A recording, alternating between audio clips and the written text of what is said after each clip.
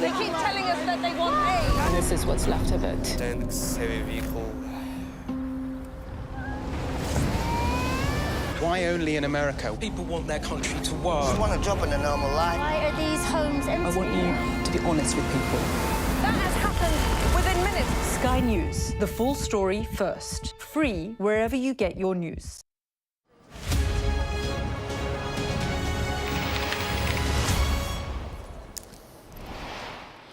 Welcome back. You are watching the press preview, a first look at what's on the front pages as they arrive. It's time to see what's making the headlines with Conservative Home's Deputy Editor, Henry Hill, and the Daily Mirror columnist, Susie Boniface. They'll be with us from now until just before midnight. So let's see what's on some of those front pages for you now. The Mirror reflects on Cheryl's heartache, carrying a tribute from the former partner of the late One Direction singer, Liam Payne.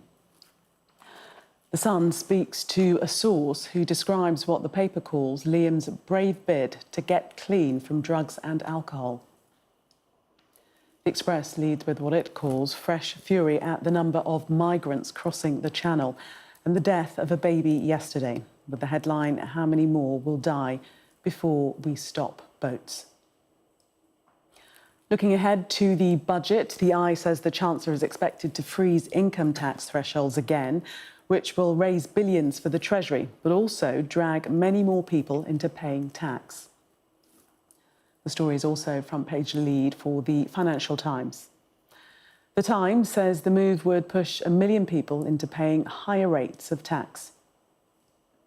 The Mail describes a reported increase to air passenger duty as a tax raid on your holidays, while the Telegraph predicts what it calls a triple tax whammy with hits on fuel duty, income tax thresholds and increased inheritance tax.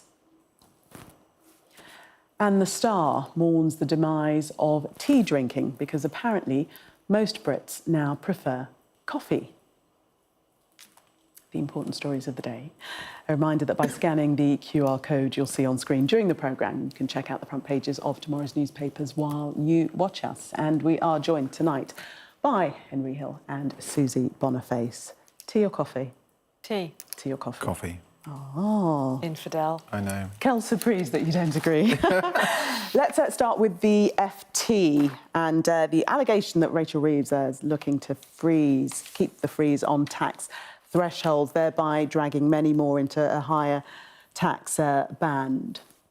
Yeah, so this is effectively probably going to be Rishi Sunak's most abiding legacy because it was he who originally unlinked the tax thresholds. And what this means is that effectively the income tax thresholds are pegged to your nominal income, i.e. the number, rather than the real value of your salary. So with inflation pushing up the face value of your salary, but not actually how much you can buy with it, that means effectively what's happening in practice is that the income tax rate is ratcheting downwards slightly every year. And that means that for anyone close to the threshold, and I think the figures here are in total about 1 million people will be dragged from one threshold into another, that means that they're going to be paying more in tax. Now, the difficulty for Labour is that, yeah, technically this isn't a tax rise. The Tories went really hard on it not being a tax rise when they fought the general election campaign. That is nonsense, no matter what party says it.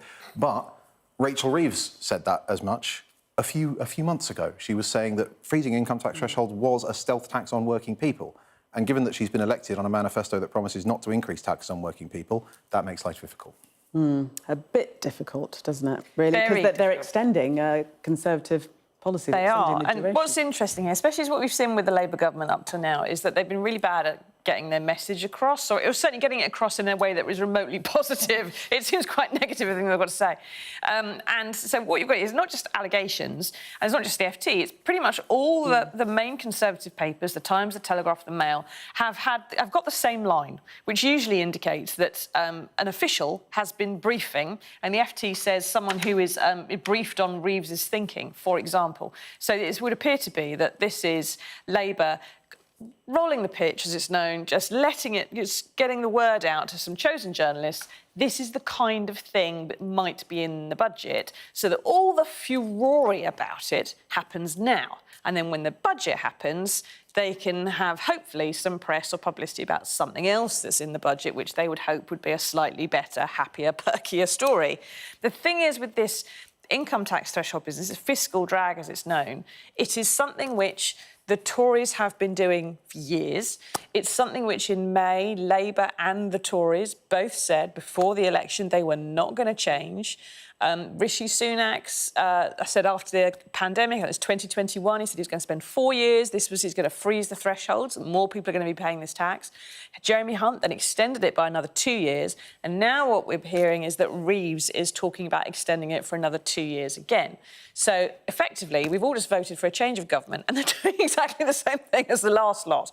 I'm sure Keir Starmer would argue about some of the detail and what they're doing, but fundamentally, in terms of your personal income tax, it does seem a bit like same old, same old. You can have your government in any colour you want as long as it's the Treasury. And it does seem like a massive U-turn, doesn't it, really? Because Reeves, she admitted that freezing income tax thresholds did amount to a tax on working people last year. She admitted well, not that. just that. She said when people are dragged into higher tax brackets, that is a sign of failure, she said. I mean, and that wasn't said a long time ago before circumstances changed. It was said a few months ago about exactly this kind of policy. When they knew they were going to come into office. I mean, personally, I don't think...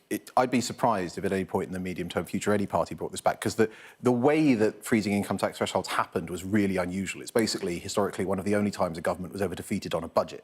Basically, way back in the, was it 70s, late 70s, two Labour MPs, one of whom, Jeff Rooker, is still in the Lords, proposed an amendment to a budget saying we should freeze income tax thresholds, and the Tories thought, hold on, we can defeat the government. And so that's the way it happened. No government is voluntarily going to choose to get rid of a revenue raiser this easy. So the ridiculous thing was promising it, right? The ridiculous thing was going into that election when they were 20-ish points ahead in the polls, they were definitely going to win, offering all of these hostages to fortune, which now are going to be played back at them endlessly over the next 4 years. But I guess technically it isn't a tax rise.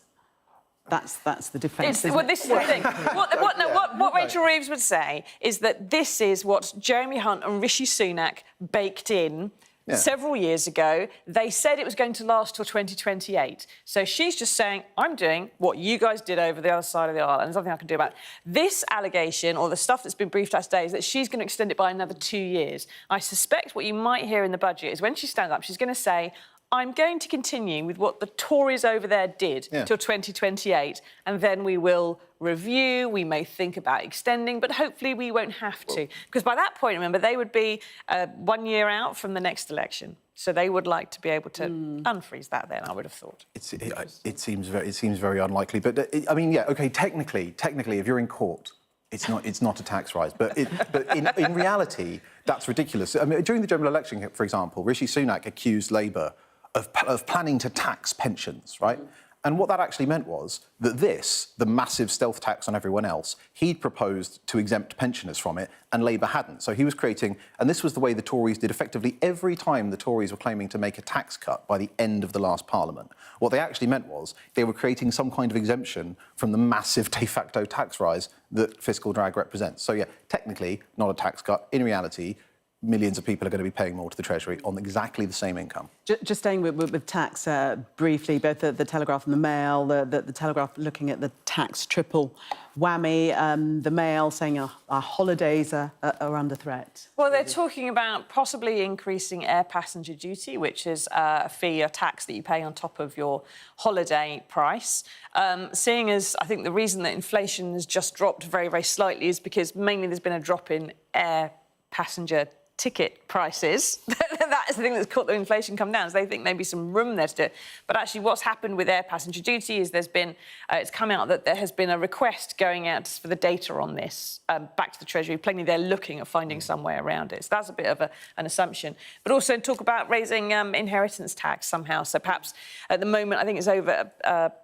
states over, help me, Henry, £325,000? Just about. I think, and 650 if you're a married couple, that you have to pay 40% tax on. Maybe they're going to have a higher band or something where it's someone who's got a £40 million property, and some places like that exist now in this country that would pay the same inheritance tax if you're inheriting that as if you're inheriting that property's in a trust. 750,000, and registered in a different country. This is the real problem with it. They went into the election promising not to raise any of the big revenue taxes, right? Income tax, VAT, and national insurance, which means that they're stuck with stuff like fiscal drag, and then a load of taxes which basically don't raise much or any money. Inheritance tax, really never raises that much because the main thing it does, if you target the people who are really rich, is that they just pay better accountants to avoid it. And then fuel duty, which I think was mentioned in one of the papers, and air passenger duty, they don't raise that much money and they affect a lot of people. You know, if you're somebody who has to drive to get to work, to drop your kids to school, you'll feel a fuel duty rise, or at least you think you will. If you're somebody who, you know, wants to go on holiday and is saving up and it's a cost of living crisis, you'll be irritated by the APD rise. So they're spreading a lot of low-level pain politically because they haven't got the ability, because of their own manifesto commitments, to just bite the bullet. And so we're going to raise national insurance by X, which would at least be one story. Let us go stateside now. Can take viewers to America. And this is a story on the front page of the FT Weekend regarding Donald Trump and his campaign. They are prediction markets. The named one here is Polymarket, who were actually giving him a 62% lead. Explain There's some what's happening. interesting things that have happened in the predictions for the White House in the past sort of couple of weeks. So a fortnight ago, it was pretty clear, the polls were, that although it was neck and neck in some states, that Harris was probably going to win the popular vote, quite by some margin. The issue is whether she was going to be able to take the Electoral College to take power. And the betting markets were kind of reflecting that. In recent weeks, betting markets, including Polymarket, but others as well, have seen a small number of individuals placing large amounts of bets, large big sums on Trump to win. And the belief is that this isn't done necessarily, I mean, it could be because they're true believers and they just think he's going to win. But there's a concern that actually it's being done in order to influence those markets, to make it look like to change the odds, to make it look like he's more popular than he is. You know, the bookies say Trump's a winner. And that, in turn, is then being used by some of Trump's supporters in the States to talk up his chances of success. And they're both, Harris and Trump are in the situation at the moment where it's so close, they both need to get their base out to vote for them. Trump's base, if he's going to motivate them, need to see him as a winner. And so the theory is that if a couple of people with big, deep pockets are influencing the betting markets to make him look like a winner, and conservative commentators in the US are then saying, he's a winner, the bookies think he's going to win, somehow the Trump voters are more likely to go to the poll and actually make him win. And when it comes to a few thousand votes here or there in some swing states, it might make a difference, which is the theory behind this. Whether or not it's true, who knows? But how do the electorate know what's true? I mean, if this is manufactured... Well, I mean, the betting markets are not a scientific opinion polling, right? They're always a little bit voodoo. I mean, any voter who's assessing it on the basis of this... And also, this isn't a bookie. This is... I'm not going to pretend to know exactly how this works. This is a crypto exchange in which people can buy shares that pay out one way or another. No idea how that works. But it's a gamble of some sort. I mean, all share trading is gambling. Yes. But what I mean is that there's no bookmaker on the other, traditional bookmaker on the other side of it. So it could be that this, because there's stuff in this report that says that they all seem to write in a similar way. It could simply be that this is one person who's spreading across multiple accounts because if they're a sincere true believer who's just trying to make money, they don't want that one big whale buy, which then moves everything too quickly, because if it's smaller, they can get those better odds quicker. But in terms of electoral interference, the largest purchase here was, I think, $30 million. Wow. Right? That could almost certainly, given that America doesn't have spending limits, if you went to Trump's Pennsylvania campaign and gave it $30 million, you'd probably do more to actually shift the election than moving Polymarket. So my personal suspicion on balance of probability is this is simply a very rich Trump voter, or several thereof, trying to make a quick buck on an unregulated market. But it could be something else. And maybe because also putting their thumb on the scales to some extent. So do you think that that's what the motivation is then? It would be a Trump I think it's someone who maybe is thinking... It's obviously someone who's got $30 million to spend. It's not very many of them.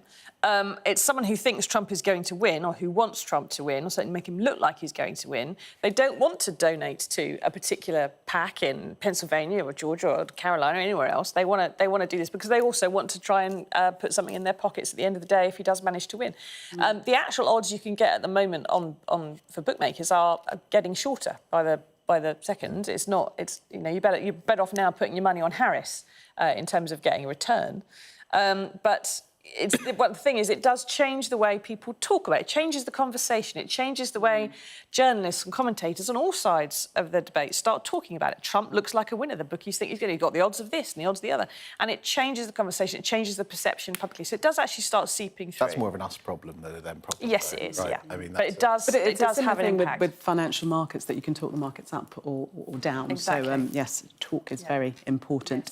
Susie and Henry, for the moment, thank you very much. Coming up, it's emerged that Liam Payne was seeking help for substance abuse issues in the months before he died. We'll discuss that and more tributes to him today when we come back. Stay with us.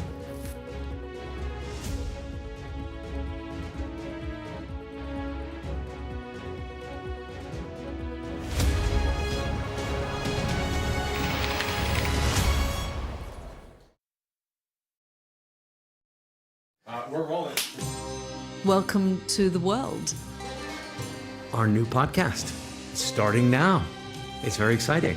Every week, we'll be reporting from the world's trouble spots. We get to hold those in positions of power accountable, and we get to ask the questions that the audience, the listeners, want to know about. And that's why it is so important that people tune in, come along for the road, come along for the journey. It'll be fun.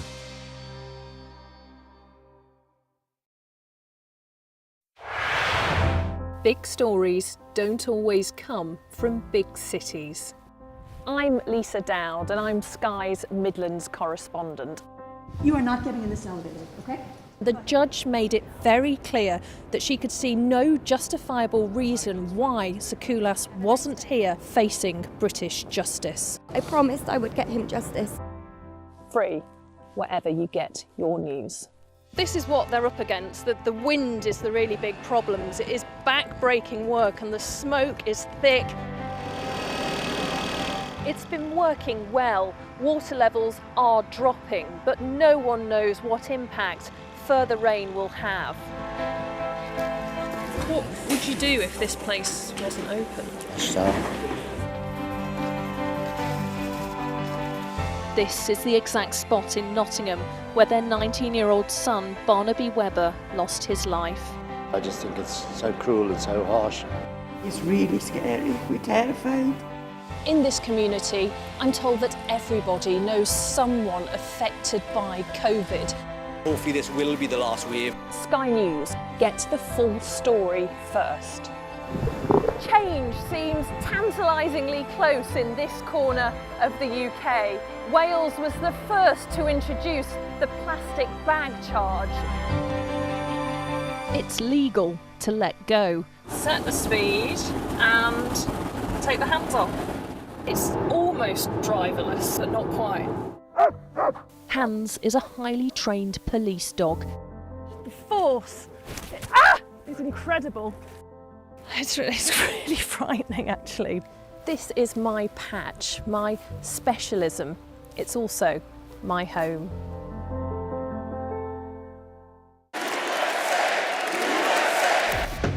I say, bring it on. With America divided and tensions running high, get ready for an election like no other. Join our teams as we follow the campaign trail as America decides. We will win, win, win. Get closer to the action this US election with full reaction and analysis. Sky News, the full story first. There's always more to the news than a headline.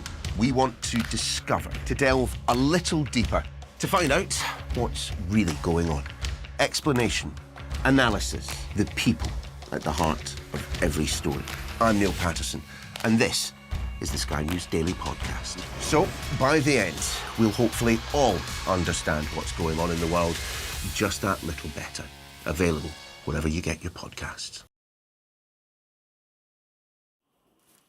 Welcome back. You are watching the press preview. Still with me, Henry Hill and Susie Boniface.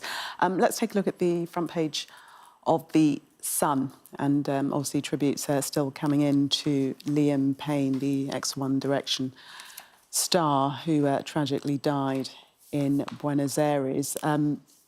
This is a revelation that's come out since his death, that he was actually trying to rid himself of addictions. Susie. Yeah, Liam spoke quite a lot about the problems he had with substances and with alcohol. And he had more than one attempt at rehab, and for a variety of reasons, never stuck with it for very long. And, you know, the fact that there are an awful lot of people out there who are very upset about what's happened to him, and I'm sure he's got family, he's an uncle, he's a father, he's a boyfriend, and there are other people to be very upset as well. But while there are lots of people paying tribute to him, and I'm sure that the other members of One Direction who kind of grew up with him, who were teenagers when they were forced together to become a boy band and then had this astonishing experience as they were growing up and becoming young men, have an awful lot in common with him and feel it very deeply. When I hear tributes from people like Simon Cowell, who is part of this horrible process of manufacturing very young people and creating a product and making millions and millions of pounds out of it, and then something like this happens at the end, I do tend to think that, do you even realise what you're doing? You know, I've been a journalist for 30 years. I've seen fame. I've seen people who want to be famous. I've seen people who crave it. I've seen people who've had it. I've seen people who've got it. I've seen people who've lost it. And not one of them has ever really been truly happy, I think. And you can't hold Simon Cowell No, I don't hold him responsible, but I do feel that there should be a moment at which the music industry in general goes, is 14 too young? Is 16 too young? Is 17 too young? At what point are we going to... When do we start giving them help for the fact that they're going to be locked in hotel rooms? They can't come out because there's screaming fans outside and there's a minibar, as Liam said himself. How are we going to give them help in that situation? How are we going to get their families and the support network around them? How are they going to make sure this doesn't keep happening? Because it happens again and again and again. And it has to find a way to stop, rather than just someone has a tragic ending like this and people come out and pay tribute and blah, blah. How do you fix it? You know? But we are told now that those support networks have been built into the infrastructure of shows such as Simon Cowell's, and that there is support and they are given what they need, essentially, to traverse this journey towards fame. Yeah, I mean, I think the problem with anything like that is just assessing what people need, because obviously that will be very different for each person. And even if you do take them through the show, and from what I've heard, and I'm not intimately familiar with the story, but from what I've heard from interviews with other people who are on, actually, the support network on the show was fairly good. Ultimately, if you launch someone into a career in pop stardom, you're not responsible for them forever, and they are just going to have endless opportunities to go astray, right? Because they've got the money and they've got the fans and they'll be surrounded by flunkies and yes men. And it is actually incredibly difficult in those circumstances for anyone to build up a support network, because they don't have the thing that we all need in life, which is people who can say no, people who can call them on their nonsense and all the rest of it. And I don't know if that's necessarily soluble. I mean, to go back to the story on The Sun, you know, it says he went into the Priory, which is the great rehab clinic for the stars, and he left after 2 days. Now, he's an adult man. He can leave, right? Unless you've got a way of committing him effectively. You know, if you read about people who deal with substance abuse in the mental health sector more widely, if you commit them temporarily, they often will get better, because you simply do not give them access to the self-destructive cycle. But you then have to release them. And as a grown man, he had to make his own decisions. And while it is tragic, I don't think there is a safety net that we can weave. Part of the problem is that people who want fame, who go to audition these things, by their nature, have something that they think that can be fixed by becoming famous. Mm-hmm. And part of the problem is they have this whole fairy tale built around them. And Henry, thank you.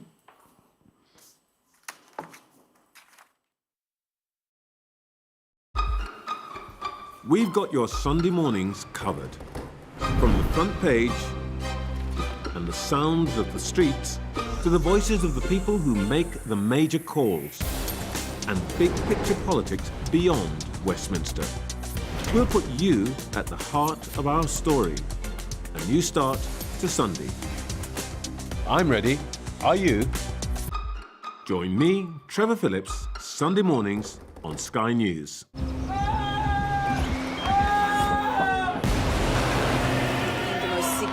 Day of this conflict. They keep telling us that they want aid. And this is what's left of it. Tanks, heavy vehicle. Why only in America? People want their country to work. Just want a job in a normal life. Why are these homes empty? I want you to be honest with people. That has happened within minutes. Sky News, the full story first. Free wherever you get your news.